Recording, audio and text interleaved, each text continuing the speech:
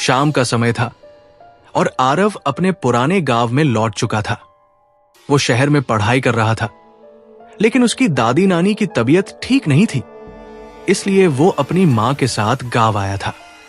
गांव में पहुंचते ही उसे वो पुरानी हवेली याद आ गई, जिसके बारे में वो बचपन में सुना करता था। हर बार जब वो गांव आता, उसकी दादी हमेशा हवेली की कहानी सुनाती।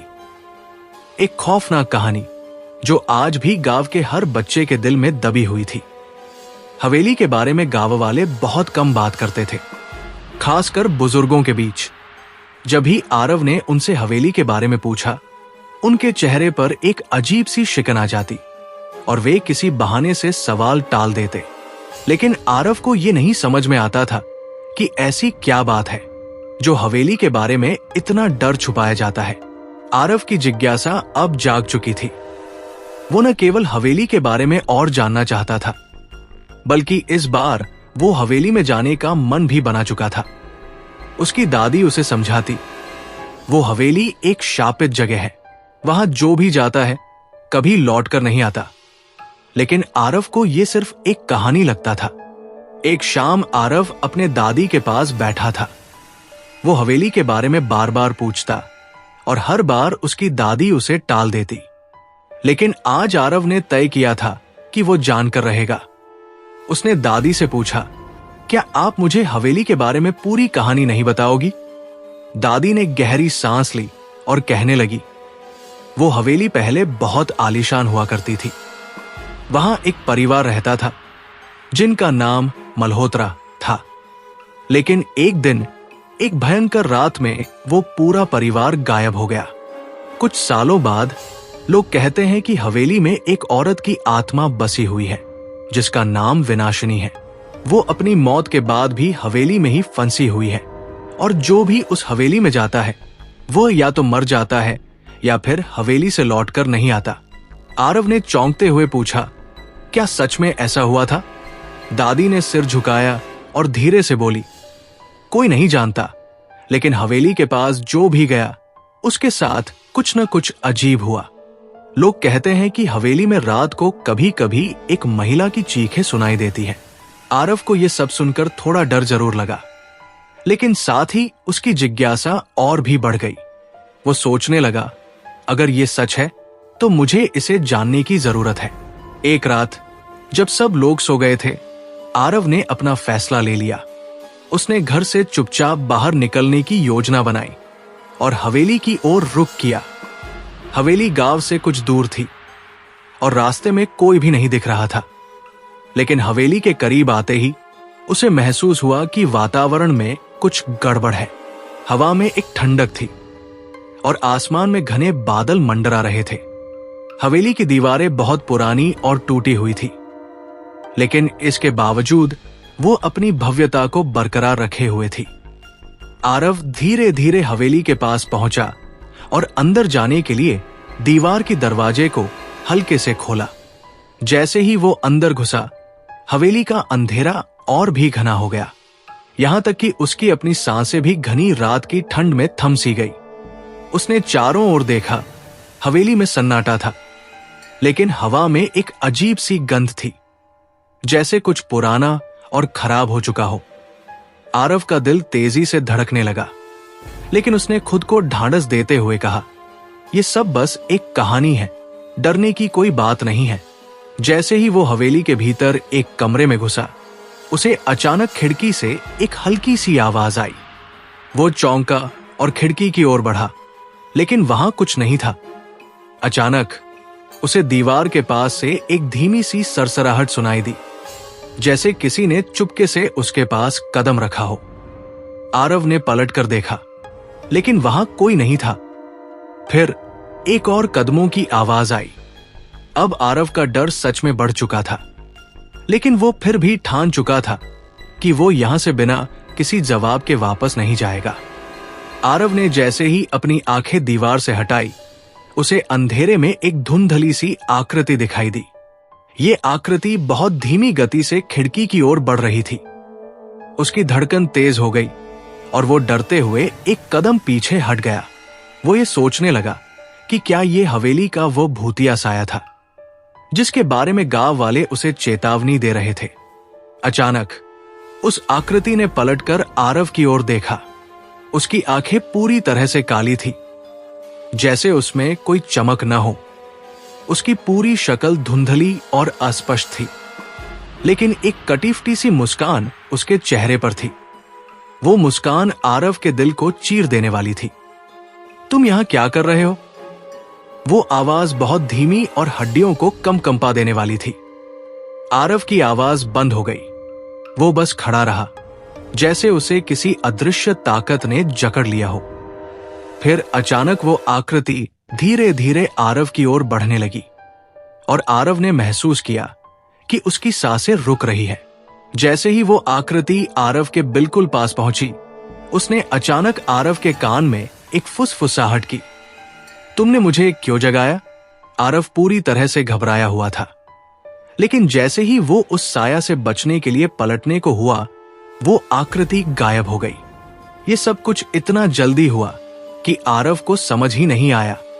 वो बेमन से अपनी जिज्ञासा को एक तरफ रखकर हवेली से बाहर निकलने की कोशिश करने लगा, लेकिन एक ठंडी हवा ने उसके रास्ते को बंद कर दिया।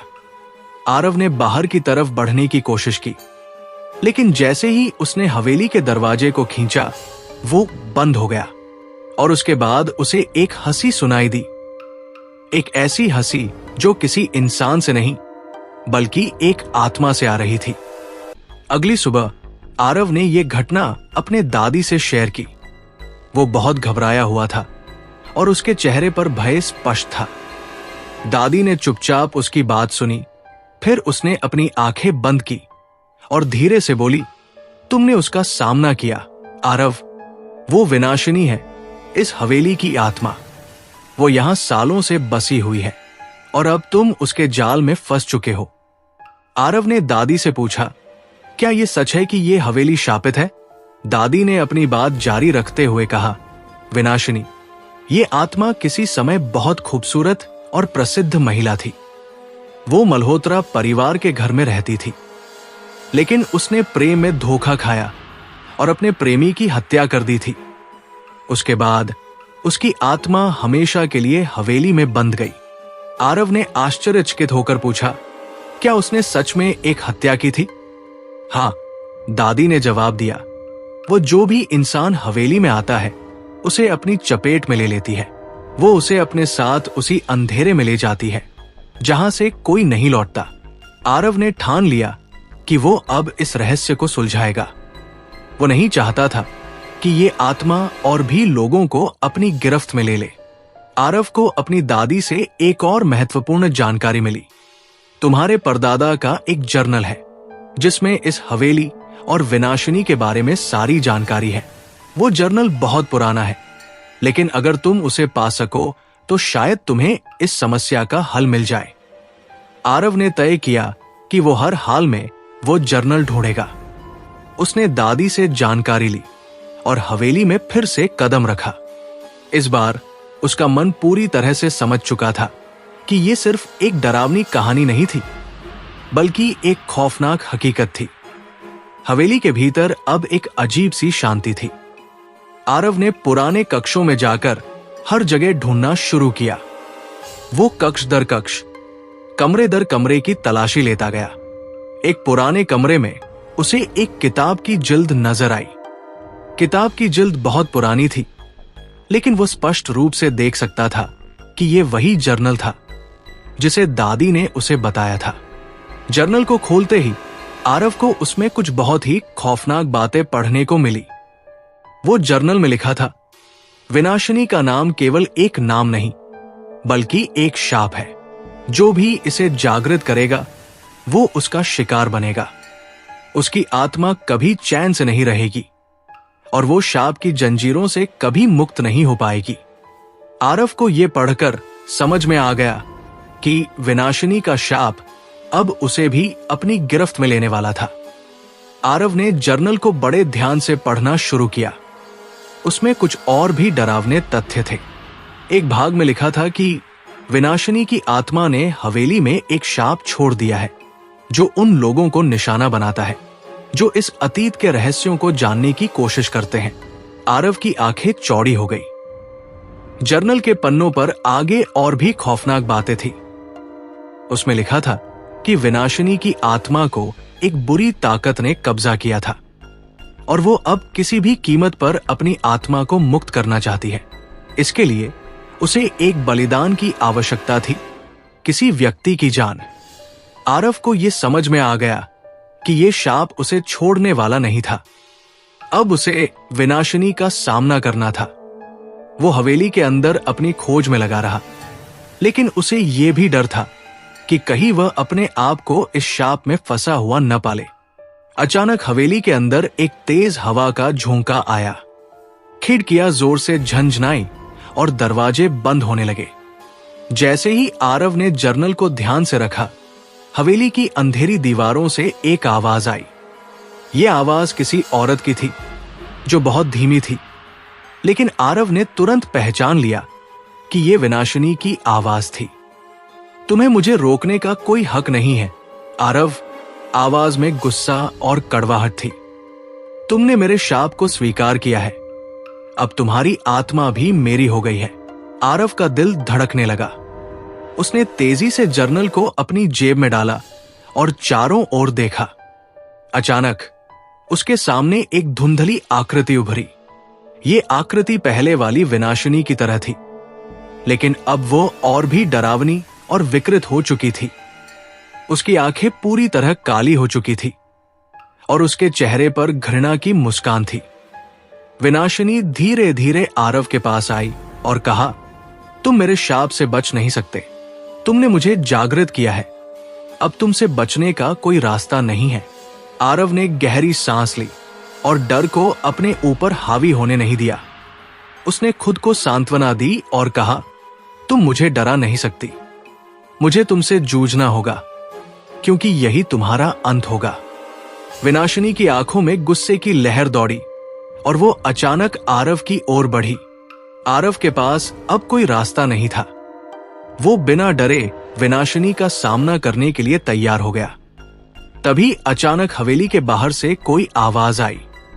आरव ने तुरंत खिड़की से देखा तो वहां एक व्यक्ति खड़ा था। वो व्यक्ति कोई और नहीं बल्कि उसका पुराना दोस्त कुलदीप था, जो कई सालों से शहर में रह रहा था।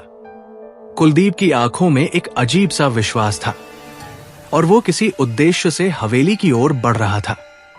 कुलदीप ने जैसे ही हवेली के अंदर कदम रखा, उसकी आंखों ने आरव को देखा और वो चुपचाप हवेली में दाखिल हुआ। उसने तुरंत आरव से पूछा, तुम ठीक हो? आरव ने हड़बड़ी में कहा, तुम यहां कैसे आए? कुलदीप मुस्कुराया और बोला, मैं जानता था कि तुम ये सब करने आओगे। आरव चौंका। कुलदीप ने आगे कहा, तुमने इस हवेली के बारे में जो सुना वो सब सच है, लेकिन तुम एक बात भूल रहे हो। कुलदीप ने हवेली के बारे में एक और रहस्य उजागर किया। तुम्हारे परदादा ने जर्नल में कुछ और भी लिखा था।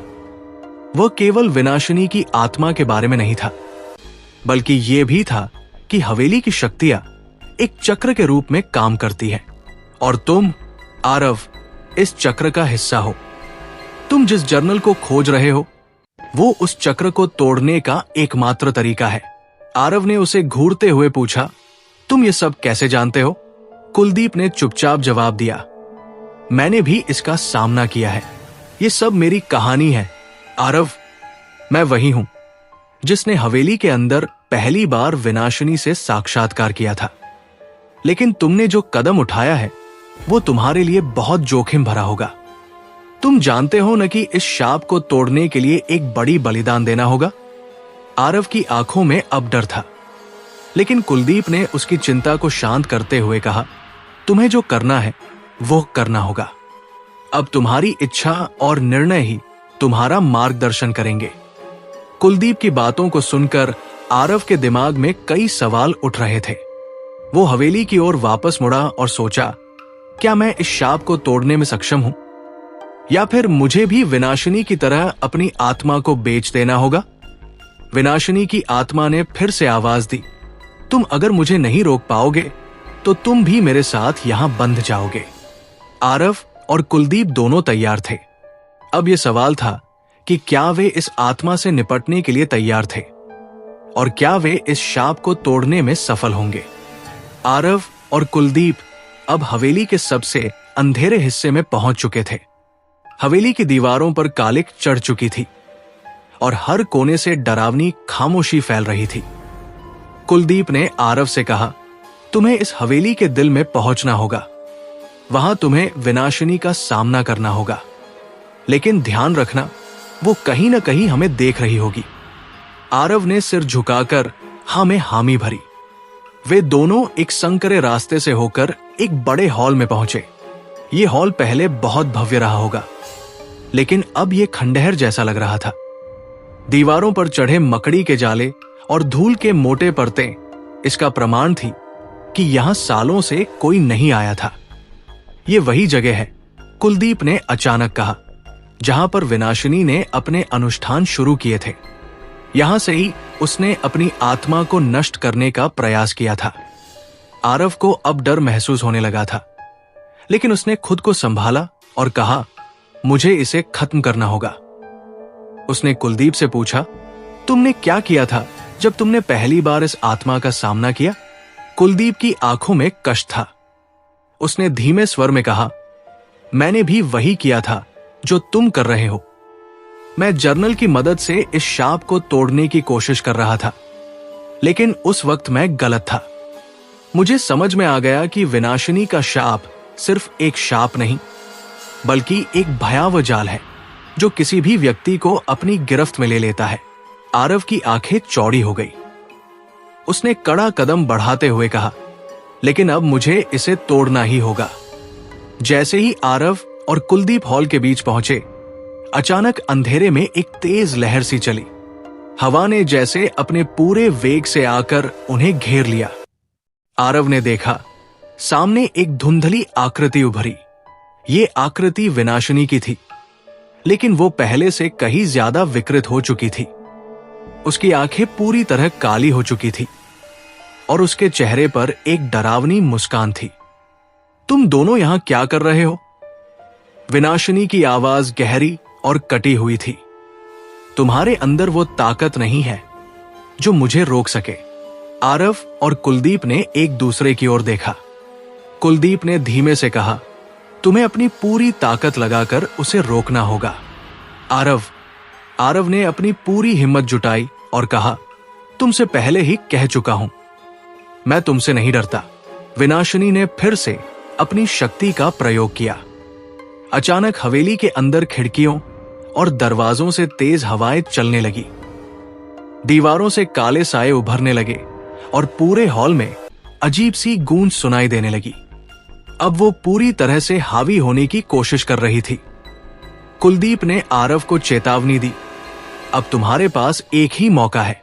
जर्नल में लिखा था कि एक खास मंत्र से उसे बंधन में किया जा सकता है। आरव ने जल्दी से जर्नल को खोला और उस पन्ने पर नजर डाली जिसमें मंत्र लिखा था। मंत्र के शब्द साधारण नहीं थे, बल्कि बहुत पुरानी भाषा में थे। आरव ने शब्दों को ठीक से समझने की कोशिश की और फिर कुलदीप से पूछा, क्या तुम इसे पढ़ सकते हो? कुलदीप ने जर्नल को ध्यान से देखा और धीरे धीरे मंत्र का उच्चारण किया। निराकार, निराकार, जड़मुक्त, ब्रह्मपुत्री, पापमुक्त, आत्मनिर्वाण। जैसे ही कुलदीप ने मंत्र का उच्चारण किया, हवेली में अचानक एक भयंकर शोर गूंजने लगा। दीवारों में दरारें आ गई और पूरी हवेली झूलने लगी। विनाशिनी का चेहरा और भी विकृत हो गया।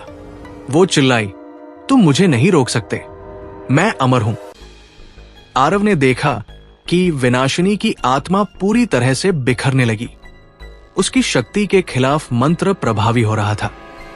अचानक हवेली के अंदर एक तेज रोशनी चमकी और विनाशिनी की आत्मा जोर से चीखते हुए आकाश में विलीन हो गई। रोशनी धीमी हो गई और हवेली की दीवारें फिर से शांत हो गई। हवेली के अंदर का सारा भय और अंधेरा जैसे अचानक गायब हो गया था। आरव और कुलदीप एक दूसरे की ओर देखे और दोनों को राहत की सांस आई। क्या हमने इसे खत्म कर दिया? आरव ने पूछा। कुलदीप ने सिर झुकाते हुए कहा, हां, ये अब खत्म हो गया। लेकिन आरव को यह भी महसूस हो रहा था कि कोई चीज थी जो अभी भी उसे परेशान कर रही थी। क्या यह सच में खत्म हो चुका था या फिर कोई और रहस्य था जो अभी सामने आना बाकी था?